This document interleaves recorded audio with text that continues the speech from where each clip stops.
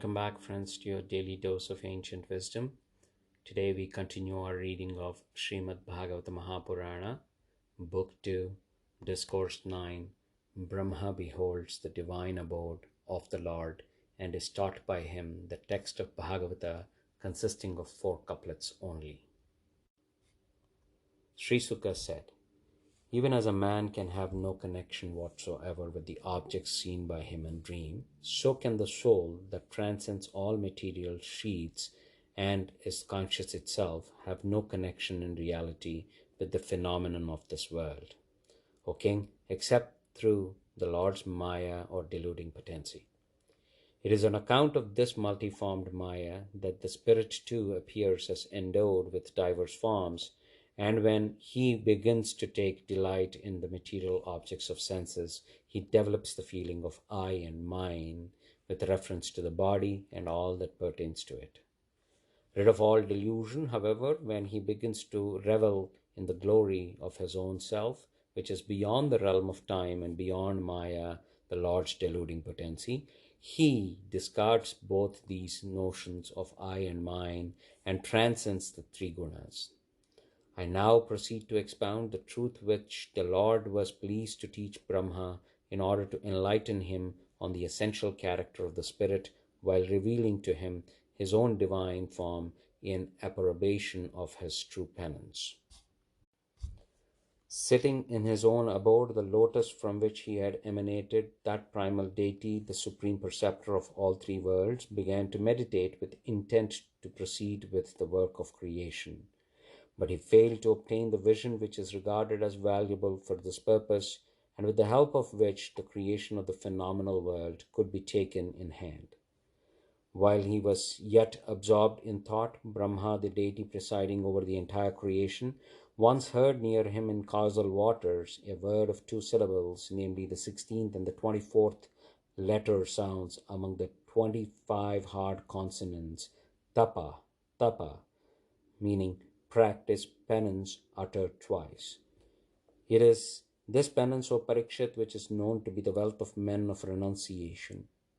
On hearing this word, Brahma looked about in all directions, eager to behold the speaker, but failing to perceive any other being, he resumed his seat on the lotus once more, and taking it to be sound advice, set his heart on penance as if enjoined by the Lord.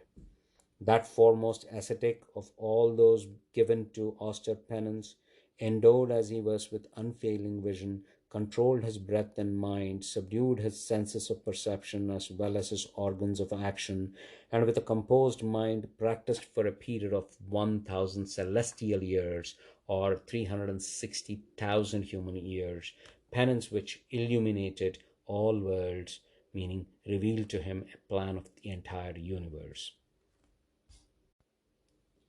Pleased with his penance, the Lord fully revealed to him his own supreme abode, higher than which there is no other realm, nay, which is absolutely free from afflictions, bewilderment, and fear, and which is extolled on all sides by highly enlightened souls who have been blessed with his sight. Neither rajas passion, nor tamas the darkness or ignorance, nor sattva the quality of goodness mixed with either prevails there. The all-destroying time too is powerless there, and even so Maya, the illusion. How then can the poignancy of Maya, which is attachment and greed, find their way into that realm? Nay, the attendants of Sri Hari who reside there are adorned by the gods and the demons alike. Possessed of transparent swarthy complexion and lotus-like eyes, clad in yellow, most charming to look at, and extremely delicate of body, they are all endowed with 4 arms, highly representing themselves, and further beautified by gold ornaments set with superb shining gems.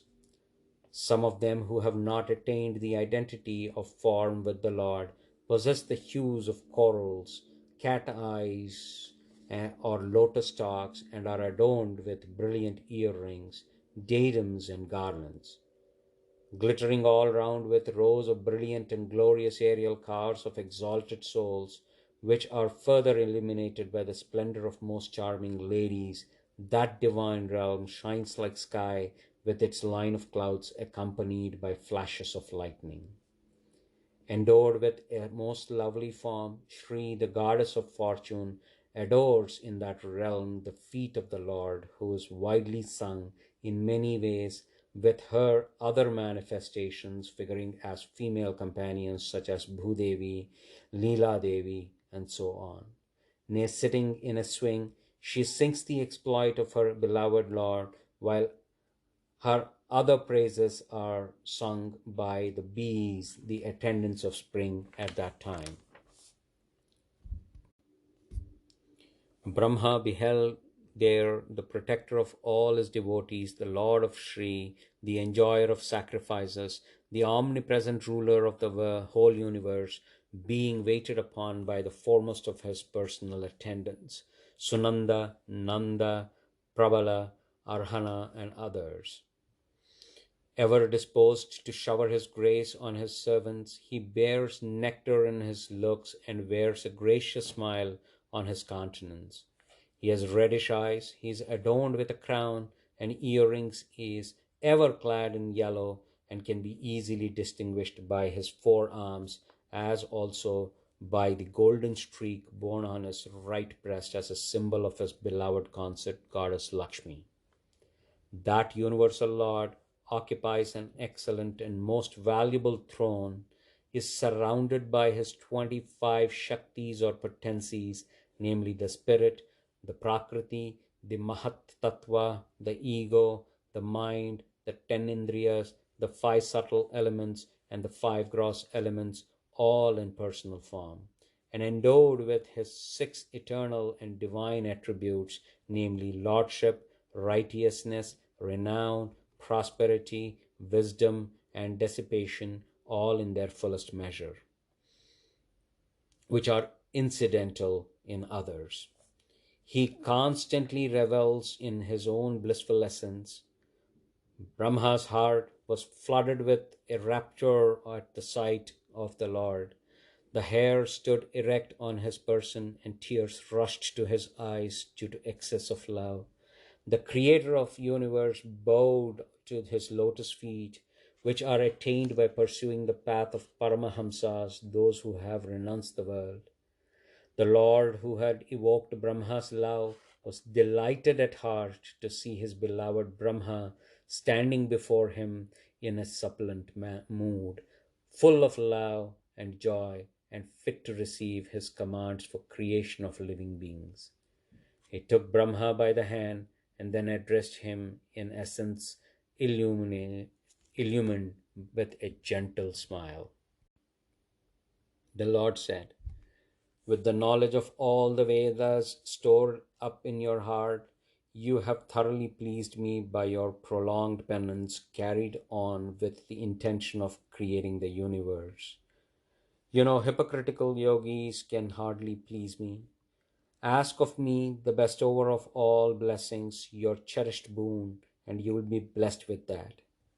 The pains that men take for good of their souls, O Brahma, reach their fruition in my sight. You practice such supreme penance only on hearing my command in lonely waters without seeing me. That is why you have been blessed with the sight of my divine abode according to my wishes. I commanded you to do the penance on that occasion only because you did not know how to proceed with the work of creation. Penance, is my very heart, very dear to me, O sinless one, while I am the very soul or essence of penance. It is by dint of penance alone that I create this universe, and through penance I maintain it, and it is through penance again that I absorb it within myself.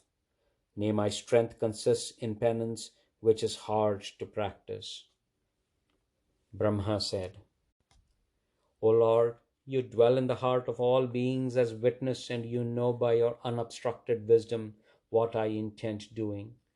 Nevertheless, my master, grant one request to this humble petitioner, that I may be blessed with an insight into both the absolute and relative aspects of your formless being. Even as a spider spins a web around itself, sports in it, and then takes it back into its mouth, So do you, O Mahadeva, or Lord of Maya, of unfailing resolve through your own Maya, multiply yourself in the form of this universe, maintain it and dissolve it all by yourself, possessed as you are of manifold powers, and thus carry on your sport, assuming various forms as and when necessary. Pray therefore bestow on me the insight by which I may be able to know how you do all this. Let me be, let me unwaveringly carry out your instruction, O Lord. Nay, while carrying on the work of creation, let me not by your grace be attached to it through the feeling of doership. Since you have acknowledged me as your friend, as any other friend would by clasping the hand and through such gestures, O Lord, let me not be puffed up with pride, thinking that I am immune from birth. So long as I remain engaged in your service in the form of creating living beings and unperplexed in mind, classify the jivas according to natural characteristics and past actions, let me be obedient. The Lord said, do you receive the most esoteric knowledge as well as realization which is going to be imparted by me about myself, as also the truth of devotion and all that is accessory to it? By my grace you shall have true knowledge about me as to how great I am, what is my essential character, is in how many forms do I manifest myself, what virtues do I possess, and what are my doings. Prior to this creation, I alone existed, and that too in my absolute state. Other than me, there was nothing gross or subtle, nor the cause of both, namely Prakriti or the primordial matter. I exist even after creation as well in a form of that phenomenal world, and I am also that which remains after all this has disappeared. That which makes it possible for something is inexplicable to appear in my being as apart from me, without any corresponding reality, just like the illusion of a second moon, and which obscures my being, even though I am present everywhere, like the presence of the planet Rahu, which has a shadowy form in the midst of other illuminaries, should be regarded as my Maya or deluding potency. Even as gross elements, earth, water, etc., may be said to have entered the bodies of all living beings, both great and small, made up as they are of those very elements after their creation, and they can as well be said not to have entered them, in that they already inherited in them as their material cause. Similarly, I can be said to have entered the bodies of those living beings as their indwelling spirit when they are viewed materially, and I can equally be said not to have entered them when they are viewed spiritually, there being no other reality than the spirit, namely me. He who is eager to know the truth of the Spirit should inquire into and ascertain that reality alone which is proved to exist everywhere and at all times, whether you argue by the negative process, excluding everything else as not that, or by the positive method of affirming everything as that. Establish yourself fully in this doctrine of mine through perfect concentration of mind. By doing so, you shall never be confounded or fall prey to egotism while creating the diverse forms of life in the course of various kalpas. Sri Shuka continued. Having thus instructed Brahma, the supreme ruler of all created beings, the unborn Lord Sri Hari withdrew that form of his while the former stood gazing with wonder. Brahma, who represented all beings, bowed with joined palms to Sri Hari, who had now concealed his perceptible form, and created this universe as before in the foregoing round of creation. Eager to secure the good of all created beings, Brahma, the lord of creation and the protector of righteousness, once practiced the various forms of self-control or yamas and the religious observances or niyamas with a view of achieving that end which he regarded as his own purpose. Note: purifying of mind and body, contentment, austerity, study of the Vedas or repetition of the divine names, and meditation on God are the 5 niyamas that Brahma refers to.